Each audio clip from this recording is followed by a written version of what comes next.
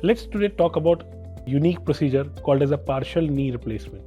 It is also called as a unique compartmental knee replacement or UKR. It's a very specific procedure done for a niche population in whom there is only one compartment of knee that has got affected by arthritis. The benefit of this procedure is that by preserving what is natural or what is unharmed, we ensure that the patient's mobility recovery is much faster. So knee typically has three compartments: medial, lateral and patellofemoral. In most cases, especially in early cases, the medial side or the inner side of the knee joint gets worn off. And in partial knee replacement, we do exactly what we do in a knee replacement, but only 1/3 of it. That means that only the portion that is worn off is replaced by artificial implants. The advantage being a quick recovery, early return to mobility, and lesser rate of complications.